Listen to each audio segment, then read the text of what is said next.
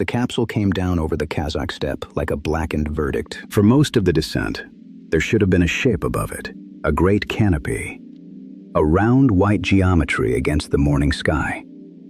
It should have opened after a smaller parachute pulled it from its compartment, and once it filled with air, the spacecraft should have slowed from a falling object into a landing vehicle. That was the promise. Soyuz 1 did something else. The small drag chute came out. The main parachute stayed trapped.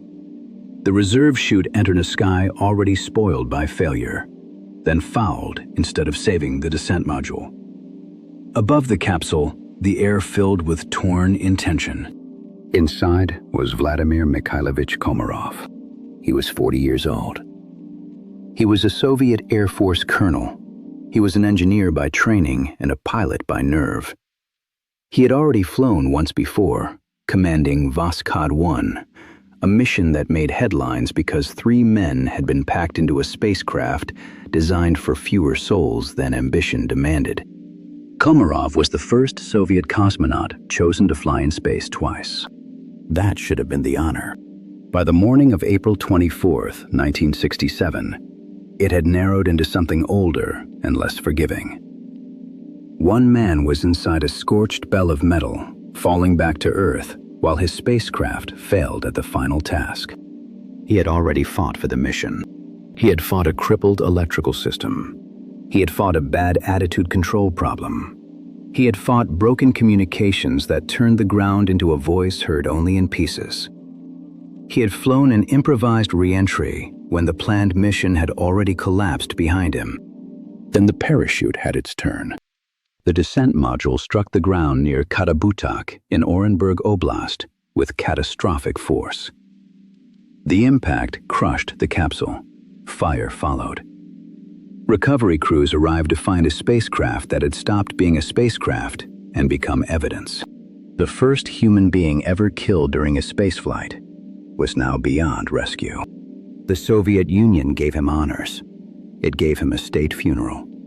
It placed his ashes in the Kremlin wall, where a dead man could serve the nation better than a living one could contradict it. The official story was dignified. It was also incomplete. Soyuz 1 was more than a fatal parachute malfunction. It was a test case in how a political system can lean on engineers until metal begins to lie. It was a story of warnings that could be absorbed without being obeyed. It was a mission launched at the edge of knowledge and at the edge of patience, which is a poor place to keep a parachute. This episode is about Komarov. It is also about the machine that carried him, the system that sent him, and the chain of failure that followed him all the way down. By 1967, the Soviet space program had begun to lose the thing that had made it terrifying: surprise. For almost a decade, Moscow had seemed to pull triumphs from behind a curtain. Sputnik had shocked the world in 1957. Yuri Gagarin had orbited Earth in 1961. Valentina Tereshkova had become the first woman in space.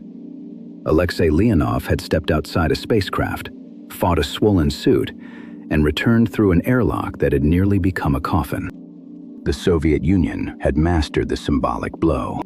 It knew how to make the world look upward at the exact moment the red banner appeared above the clouds. But spaceflight was changing. The early age of firsts had a savage simplicity. Put a satellite in orbit. Put a man in orbit. Put a woman in orbit. Put a man outside the capsule. Each act carried danger, but each could be understood by a schoolboy staring at a newspaper. The next phase was less photogenic. The moon would not be reached by a headline. It would require rendezvous in orbit. It would require docking. It would require engines that could restart after a long silence. It would require guidance systems that could judge position when human instinct had become useless. America's Gemini program had been designed for that gray work. Gemini did not have the clean mythology of Apollo. It looked like a workshop in orbit. Astronauts learned how to meet another vehicle, how to stay in space long enough for lunar operations, and how to perform extravehicular work without turning the astronaut into a dangling ornament. The United States was building procedure. That frightened Moscow more than spectacle did. A space race can forgive a missed headline. It cannot forgive a rival that learns faster. By 1967, the Americans had begun moving from bravery into craft.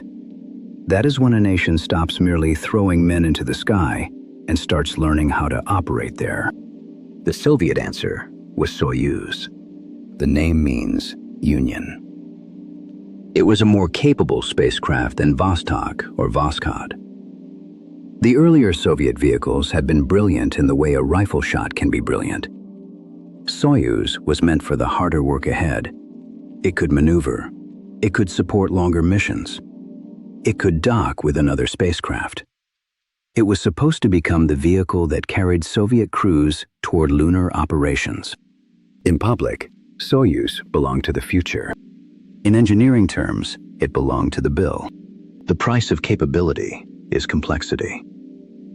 Every new system brings a new way to fail, like a clerk arriving at the front desk with another folder marked urgent. Soyuz had more power, more control logic, more flight modes, and more dependence on the precise behavior of separate parts. The spacecraft had three main sections. At the front was the orbital module, a rounded compartment that gave the crew room to live and work. Behind it was the descent module, the hardened bell that would carry the crew through reentry and back to the ground. At the rear was the service module, where propulsion and power equipment did their thankless business. Only the descent module was coming home. That fact matters. In space, the Soyuz looked like one craft. During return, it had to become several pieces at exactly the right time. The parts that had been necessary in orbit had to separate cleanly before reentry. The descent module had to face the atmosphere with its heat shield forward. Then it had to survive plasma, deceleration, and the violent transition from orbital flight to falling through air. After that came the parachute system. The phrase sounds gentle. It belongs to white fabric and a training diagram.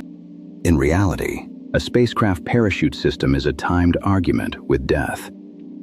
The capsule is still moving with tremendous speed. It has just passed through a phase of flight where the outside world glows. Its structure has been heated, shaken, and loaded by the atmosphere. At low altitude, the system must begin a sequence that leaves very little room for embarrassment. A small parachute deploys first. It stabilizes the vehicle and helps extract the main canopy. The main canopy must leave its container. The lines must clear. The fabric must inflate. Then, in the final moment, landing rockets are supposed to soften the blow. That is the ritual when it works. When it fails, the capsule is no longer landing. It is being thrown at a planet. Soyuz 1 would prove that a backup system can be a bedtime story for engineers, unless it is protected from the same failure that killed the primary system. The reserve parachute existed. It did not save Komarov. The first failure had already ruined the conditions under which the second system had to act. A ladder bolted to a burning ladder is still paperwork with rungs. The first crewed Soyuz mission was designed to be ambitious. Komarov would launch aboard Soyuz 1. A second spacecraft, Soyuz 2, would follow with 3 cosmonauts aboard. The two vehicles would rendezvous and dock. Crewmen from Soyuz 2 would then transfer by spacewalk into Komarov's spacecraft. The image was magnificent. 2 Soviet ships meeting in orbit. Cosmonauts moving from one craft to another above Earth. A new machine proving that the Soviet Union still owned the future. The timing mattered. May Day was approaching. The Soviet state loved its anniversaries. A successful mission near that date would have fed the parade machine beautifully. Red banners, speeches, photographs. The usual diet of public greatness, served hot and without the bones. The trouble was that Soyuz had not earned the mission. Uncrewed tests had already spoken. Cosmos 133, an earlier Soyuz test flight, suffered control trouble after reaching orbit. The mission ended badly. Another Soyuz attempt ended on the pad after a booster problem triggered a dangerous sequence that destroyed the launch vehicle. Cosmos 140 reached orbit, but came back with a damaged heat shield, a detail that should make any serious engineer sit up straight enough to frighten his chair. Each test revealed something. Each test also consumed time. A space program under political pressure tends to treat failure as a debt that can be refinanced by confidence. The interest comes due later, often in fire. There was another pressure in the background. On January 27, 1967, 3 American astronauts had died in the Apollo 1 fire during a ground test. Gus Grissom, Ed White, and Roger Chaffee were trapped inside a spacecraft filled with pure oxygen. The hatch could not open fast enough. Bad wiring and flammable cabin materials helped turn a test into an execution chamber. The Apollo fire should have sobered everyone. It proved that a spacecraft could kill while sitting still. It showed that the rituals of testing can become acts of faith when management has already decided the machine is safe enough.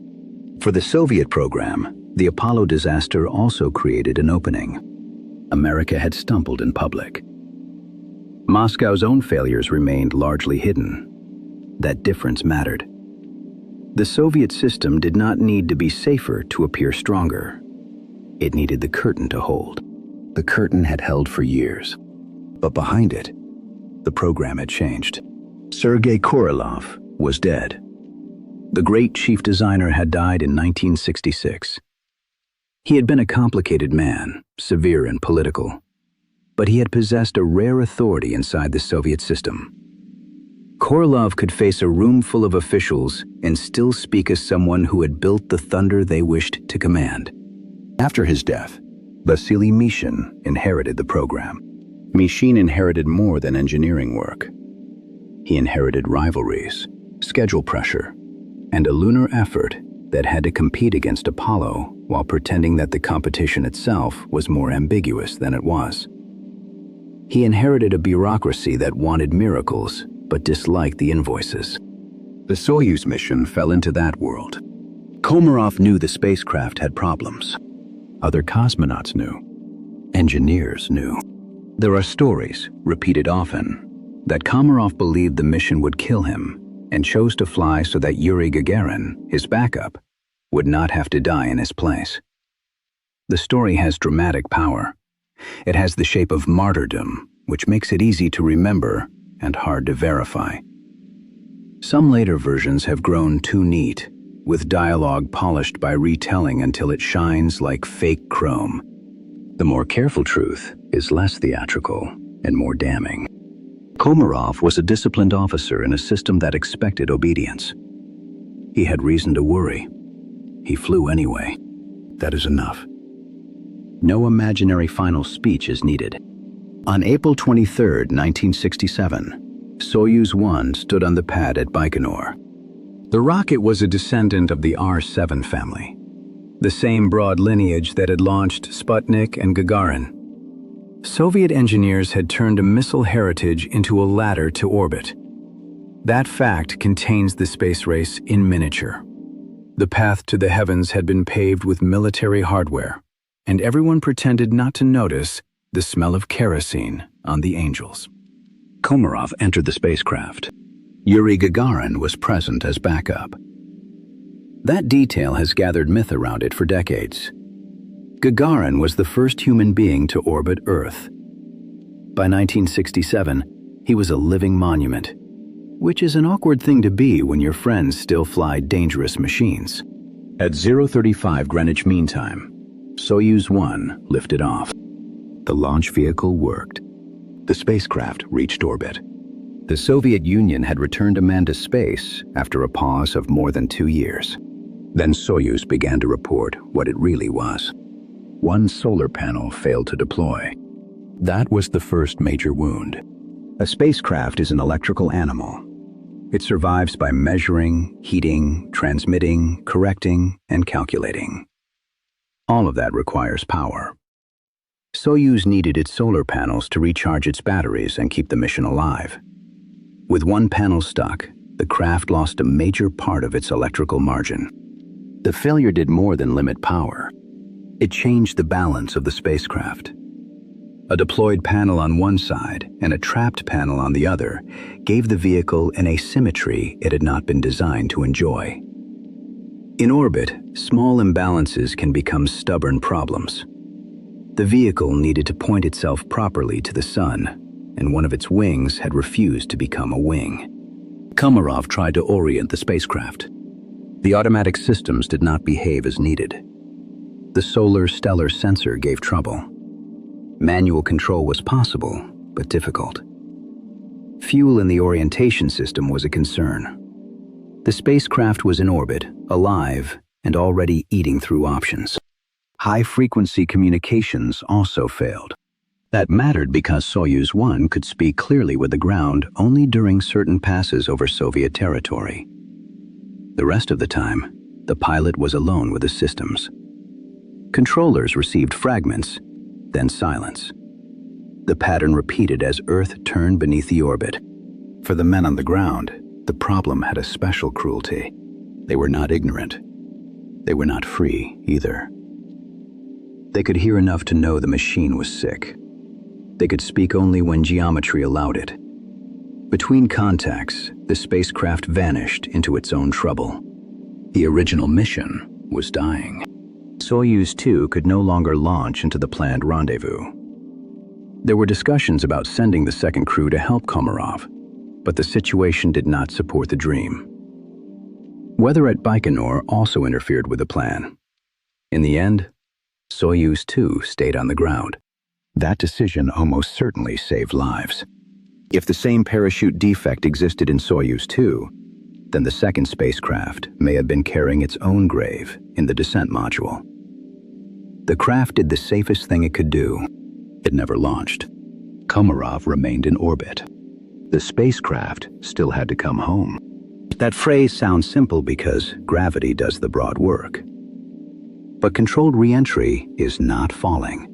It is a precise act of surrender. The spacecraft must point correctly before retrofire. The engine must burn at the right time. The vehicle must enter the atmosphere along a survivable path. Too shallow, and the capsule can skip outward or land far from recovery. Too steep, and the loads can become severe enough to punish both structure and man. Soyuz 1's first planned return attempt failed. The spacecraft could not be oriented properly for the burn. The automatic system did not give the needed result. The opportunity passed. Now the mission had narrowed again. The next viable return would come later. Ground controllers worked out a manual re-entry plan for Komarov. He would have to do the hard part himself, using procedures built under pressure while the spacecraft continued spending power. This is where the story often becomes too simple. Some tellings make Komarov doomed from launch. Others treat the mission as recoverable until the parachute failed. The truth is more savage because it is sequential. Soyuz 1 passed through gates. Each gate could have killed him. Each time, the danger changed its face and waited at the next door. The solar panel failed. The mission plan died. The first re-entry attempt failed. The manual return remained. Komarov did his job. On the 19th orbit, Soyuz 1 fired its retro rockets and began the return to Earth. The burn worked. The descent module separated. The capsule entered the atmosphere. The heat shield took the punishment meant for it. The plasma phase passed. The spacecraft emerged from re-entry in the regime where parachutes mattered more than guidance. Komarov had carried a broken mission to the threshold of survival. Below him was the step. Above him was the parachute compartment. Inside that compartment was the last untested judgment of the mission. The main parachute remained in its container. That is the central fact. After the initial deployment sequence began, the main canopy did not leave the compartment as it should have. The drag parachute had done part of the work, but the fatal step did not happen. The descent module continued to fall at deadly speed. Komarov activated the reserve system. It did not save him. The reserve parachute became tangled with the earlier deployment elements. A backup designed to answer one failure had been forced to operate inside the physical mess created by that failure. The system architecture had allowed the first defect to poison the second chance. There was no cockpit action that could untangle that sky. No pilot skill could pull a packed parachute from its stubborn compartment. No speech from the ground could make fabric inflate. The capsule fell. Popular retellings of Soyuz 1 often linger on alleged final curses, intercepted transmissions, or political accusations shouted from a falling spacecraft. Some of these stories come from the fertile soil created by Soviet secrecy. Some may contain fragments of real fear. Some are theatrical wallpaper pasted over a burned wall. The evidence for the most lurid versions remains weak. That matters because Komarov deserves fact, not costume jewelry. The known story is terrible enough. A skilled pilot survived a crippled mission, executed a return plan under pressure, and died when the final recovery system failed beyond his reach. The descent module hit the ground. The force of impact broke the spacecraft. Fire consumed what remained. Recovery helicopters reached the area and found the capsule on its side, with smoke and flame rising from the wreckage. The heat and damage made immediate work dangerous. Some accounts describe landing rockets firing after the crash, a grotesque final gesture from a system meant to soften touchdown before impact. The rescuers tried to extinguish the fire. They found little that could be saved. The descent module had been reduced to wreckage. Komarov's remains were recovered from the burned capsule. The body of the first man to die in spaceflight was no longer whole enough for the kind of funeral language that governments prefer. Still, the state knew how to proceed. The Soviet Union announced Komarov's death. It called him a hero. He was awarded honors after death. His ashes were placed in the Kremlin wall. Public grief became official memory. Official memory is never neutral. It chooses the frame. It decides which details deserve breath and which should stay in drawers. Komarov was brave, so bravery became the story. The spacecraft had failed, so failure became less convenient. The funeral gave the nation a hero. The wreckage gave investigators a problem. What had happened inside the parachute system? The first answer focused on the deployment sequence. The main parachute had failed to leave its compartment. The drogue parachute did not generate enough pull to extract it, or the container resisted extraction in a way the system could not overcome. That official explanation treated the problem as a mechanical failure in the parachute compartment. Yet later accounts complicated the matter. Boris Chertok, one of the great figures of Soviet spacecraft engineering, described a possible manufacturing error tied to the thermal protection process. In this explanation, the descent module had been treated in a heat chamber during production. If the parachute containers were installed and insufficiently protected, residue from the coating process may have entered the container. Once hardened, that material could have created enough friction to prevent the main parachute from deploying. It is a grimly plausible theory. It also carries a Docker implication. If Soyuz 2 had gone through the same process, its parachute system may have been at risk as well. The mission cancellation that stranded Komarov in orbit may have spared the second crew from dying on their own return. But the contamination theory was not accepted by everyone. Konstantin Feoktistov, a cosmonaut and engineer deeply involved in Soviet spacecraft development, expressed doubt about that explanation. He questioned whether records and inspection history supported it. He was not alone in treating the matter as unresolved. This disagreement should not be flattened. A disaster investigation is a search for cause under conditions that often destroy evidence. Soyuz 1 hit hard and burned. Soviet secrecy shaped what could be known outside the program. Later memoirs brought memory, resentment, pride, and technical insight into the same room. That room does not always produce a single clean answer. What remains solid is the chain. The main parachute failed to deploy. The reserve parachute failed to recover the vehicle. The descent module crashed. Komarov died. The deeper cause reaches beyond the parachute compartment. Soyuz 1 flew because the Soviet program needed a success. It flew after troubled, uncrewed tests. It flew in the shadow of the American lunar effort. It flew after Korolyov's death, when authority inside the program had become more fractured.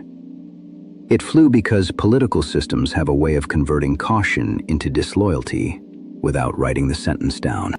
There was no need for a villain in a black coat.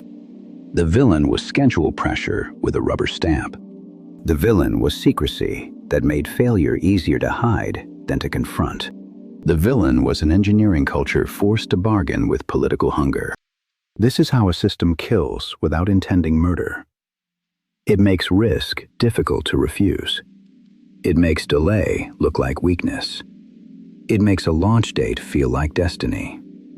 Then, when the machine breaks, everyone can point to the part that failed and pretend the part acted alone.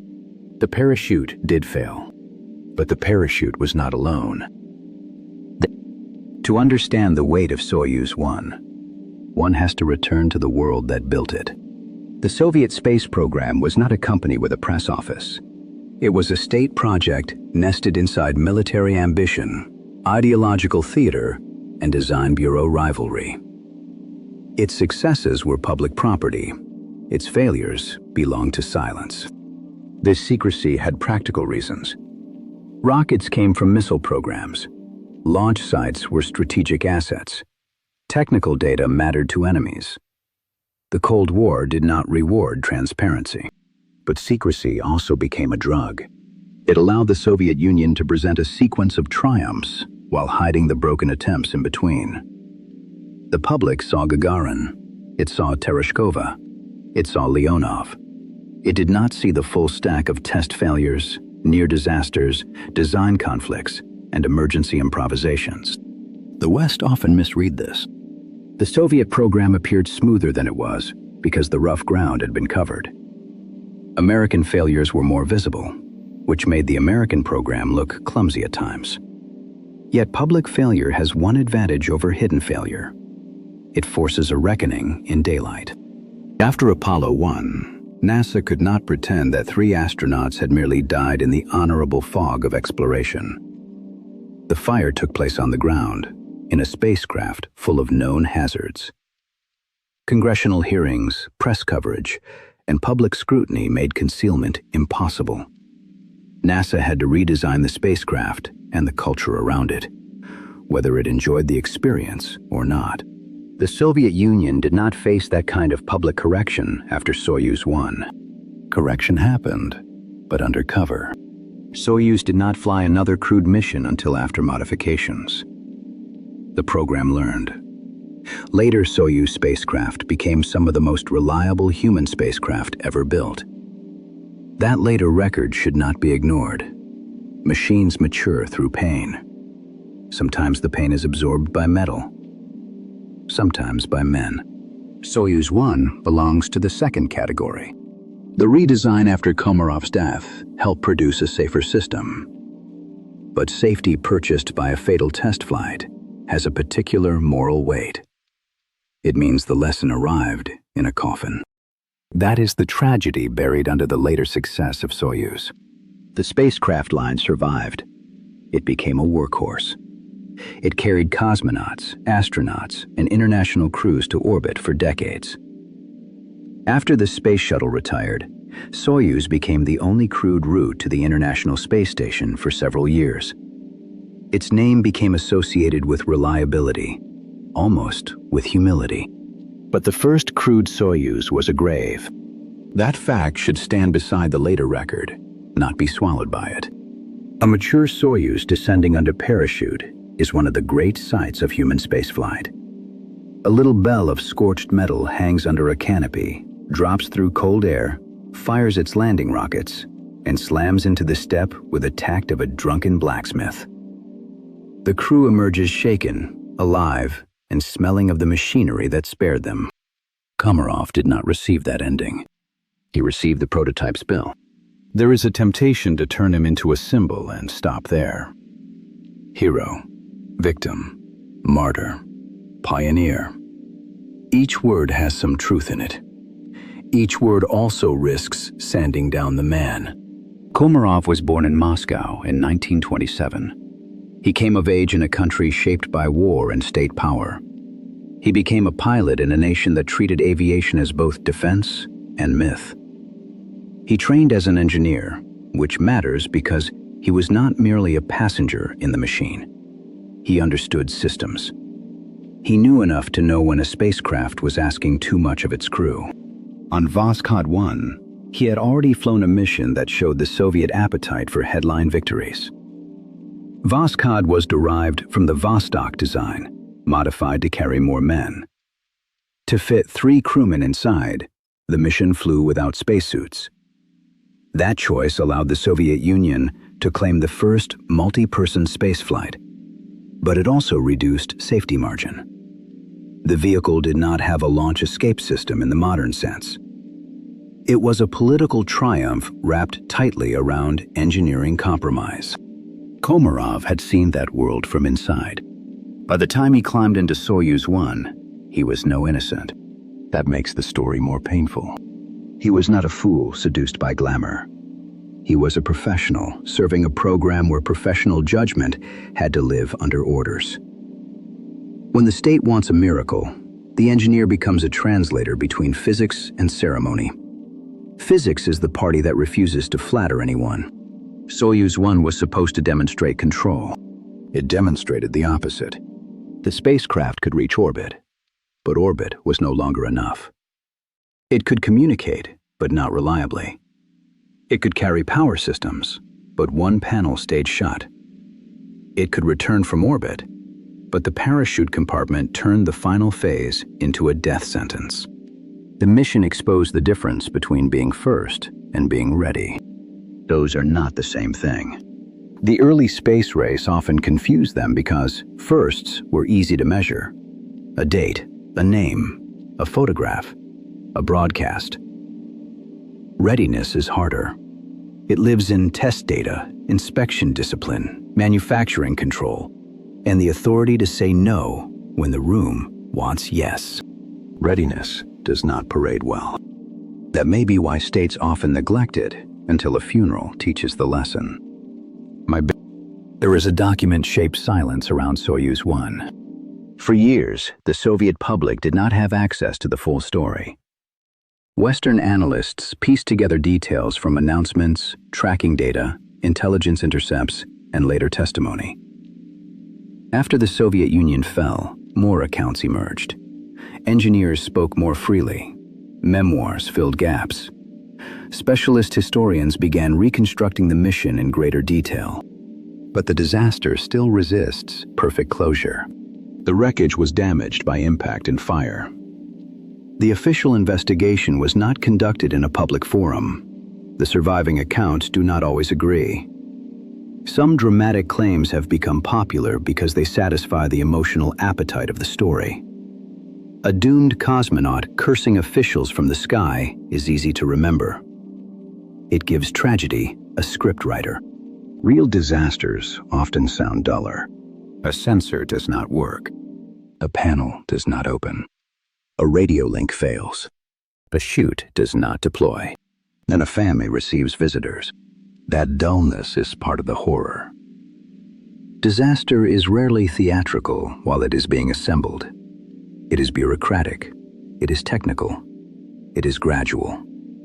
The machine does not announce, "Now I am becoming fatal." It merely produces another anomaly and another until the crew has run out of margin. Soyuz 1 was a margin-eating mission. The first margin was test confidence. Uncrewed flights had not established enough trust. The second margin was mission design. A 2-spacecraft operation increased difficulty before the first crewed Soyuz had proved basic return. The third margin was power. The failed solar panel injured the spacecraft early. The fourth margin was control. Attitude problems forced improvisation. The fifth margin was communication. Ground support came in short windows. The final margin was recovery. The parachute system failed, and there was no margin left beneath it. This is the trap closing. Listeners often ask why people accepted risks that seem insane later. The answer is rarely that they wanted death. They accepted the risks because each risk was made to seem local. One defect might be manageable. One incomplete test might be acceptable. One schedule demand might be survivable.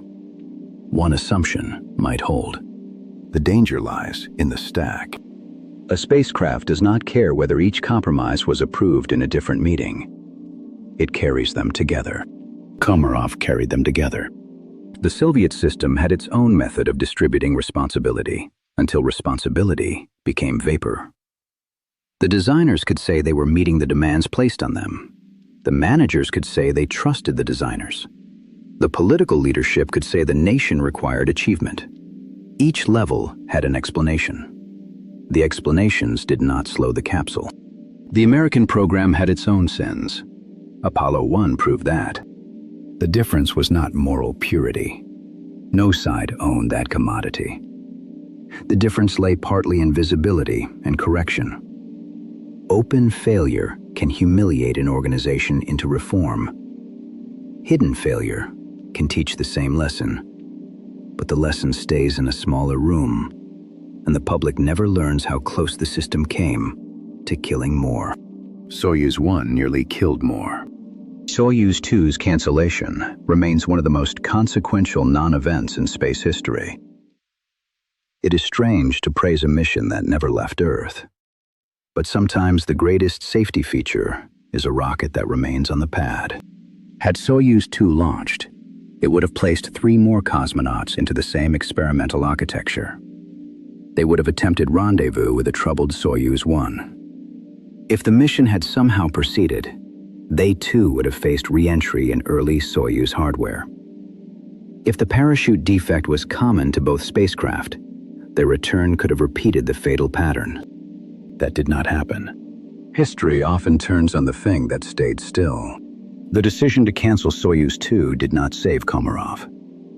It may have prevented a catastrophe large enough to crack the Soviet space myth in public. There was a grim arithmetic here. 1 dead hero could be mourned. 4 dead cosmonauts after a 2-ship failure would have been harder to fold into ceremony. Even the most obedient newspaper has trouble making that much smoke look like dawn. After the crash, the Soviet program stopped crewed Soyuz flights for a time. The spacecraft was modified. The parachute system was re-examined. Procedures changed. The next crewed Soyuz mission, Soyuz 3, flew in 1968 with Georgy Beregovoy. The spacecraft survived. The program moved forward. But the cost remained. In a clean engineering lecture, Soyuz 1 becomes a case study in failure tolerance. It shows how a backup system must be protected from the same initiating failure that disables the primary system. It shows why manufacturing processes must be controlled with almost religious discipline.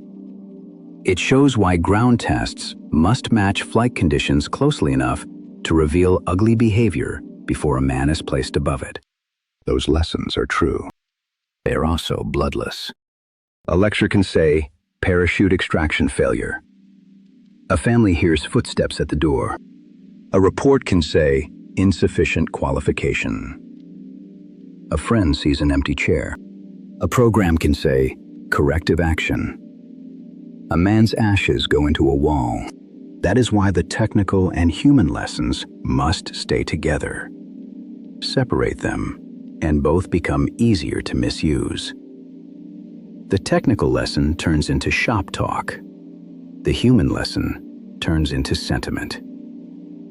Soyuz 1 demands the harder pairing. A spacecraft is an ethical object. It contains decisions. It contains trade-offs. It contains the authority structure of the people who built it. It contains the schedule that pressed on it. It contains every inspection that was done, and every inspection that was waved onward because the calendar had become a little god. When it fails, it reveals its makers. Soyuz 1 revealed a program capable of brilliance and self-deception. It revealed engineers working near the edge of what their materials and tests could support. It revealed a state that loved the majesty of space, but treated candor like a security leak. The irony is cruel, because Soviet spaceflight really did possess greatness. The Gagarin's flight was not fake. Leonov's spacewalk was not fake. The courage of the cosmonauts was not fake. The engineering genius inside the design bureaus was not fake. That is what makes the darkness matter. The same civilization that built wonders also built a culture where warnings could be trapped inside channels, softened by rank, and overruled by the hunger for spectacle. Greatness and danger were not strangers. They shared office space and probably argued over the same telephone. Komarov stood at that intersection. He was both beneficiary and victim of the Soviet drive into space. He received the honor of command because the program trusted him. He died because the program trusted the spacecraft too much. Now, the final descent of Soyuz 1 is sometimes described as a fall from space. That phrase is technically rough, but emotionally accurate. By the time the parachute failed, the descent module was already deep in the atmosphere. It was not falling from orbit in the cinematic sense. The retro rockets had worked. Reentry had happened. The spacecraft had slowed from orbital speed. Komarov had passed through the fire and come out into air. That makes the end worse. He was close. The mission had already failed as a mission, but it could still have ended with survival. The story could have been embarrassing instead of fatal. Komarov could have landed hard, reported the problems, and forced the program to reckon with Soyuz while he was still alive to testify. The difference between that world and ours was a parachute leaving its box. A small mechanical refusal separated a mishap from a death. That is one of the lasting terrors of spacecraft design. At the scale of national glory, the language becomes enormous. Ideology, destiny, conquest, the future. At the scale of survival, everything becomes small. A latch, a seam, a wire, a container wall that grips fabric too tightly.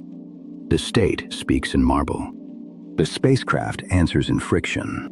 Komarov's descent module hit the ground at a speed no human body could survive. The fire erased much. The crash site became a scar on the step, then a place marked by memory. The Soviet Union absorbed the death into its official story, but the technical community could not afford to treat it as mere sacrifice. A dead cosmonaut is a demand for an answer. That demand echoed through Soyuz development. Later Soyuz spacecraft changed. Parachute systems were tested and refined. The program grew more conservative in some areas because it had learned what early confidence had cost.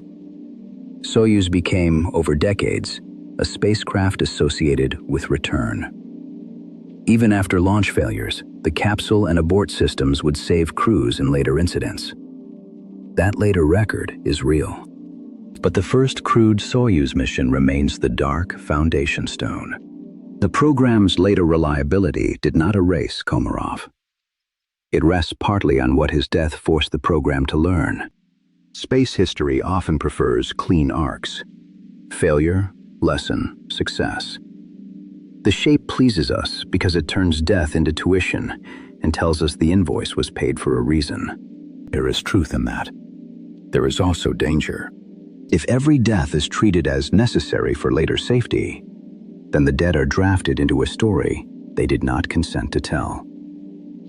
Komarov did not die so later spacecraft could be improved. He died because Soyuz 1 failed. The improvements came afterward, because the living still had work to do. That distinction matters. It gives the dead back their dignity. The human lesson of Soyuz 1 is not that exploration requires sacrifice in some grand, ceremonial sense. That sentence is beloved by people who rarely sit in the capsule. The lesson is that exploration requires truth before ceremony.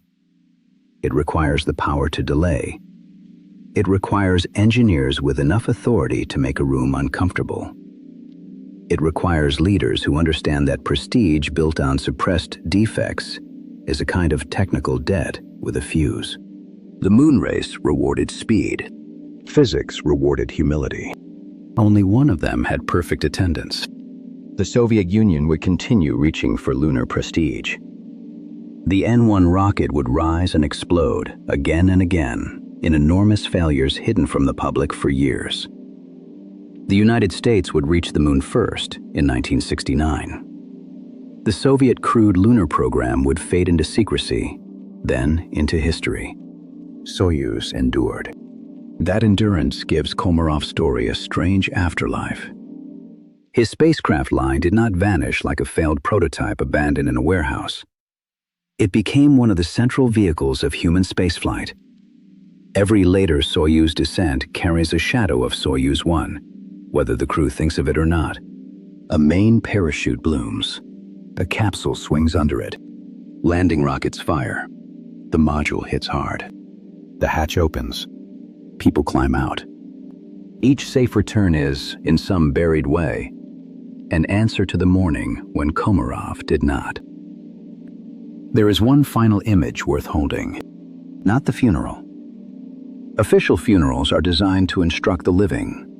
They tell the crowd what kind of grief is permitted. They polish death into a public object, not the launch. Launches are too clean in memory. Flame, tower, sky. They make us forget how much of the machine is still unproven. The image is the parachute, packed before flight, folded with care, sealed inside its container, waiting through launch, orbit, failure, and reentry. It is a quiet object, almost domestic in its materials, fabric and cord, a device made to catch a falling man. For Komarov, it stayed inside. There is no spectacle in that. No grand explosion in orbit. No meteor streak across the heavens. The fatal act was a refusal measured in inches. A container held. A canopy did not emerge. A spacecraft became a hammer. And the first crewed Soyuz, built to open the road toward the moon, ended as a burned wound in the steppe. Afterward, the Soviet state raised Komarov into the language of heroism. The engineers returned to drawings, test rigs, and uncomfortable meetings. The Soyuz program went on. The world kept looking upward. But beneath every later triumph lay the lesson of Soyuz 1. A nation can command a launch. It cannot command trust from a machine that has not earned it. Vladimir Komarov had flown through the hard part. He had reached orbit. He had survived the crippled spacecraft. He had re-entered the atmosphere. He had come back from space. Then, close enough to Earth for rescue crews to be waiting under the same sky, the last system failed him. The step received the capsule. The smoke rose. And inside the history of the space race, where glory so often walks around wearing polished boots, Soyuz 1 left a darker footprint. A spacecraft named Union had carried one man alone. It brought him home without bringing him back.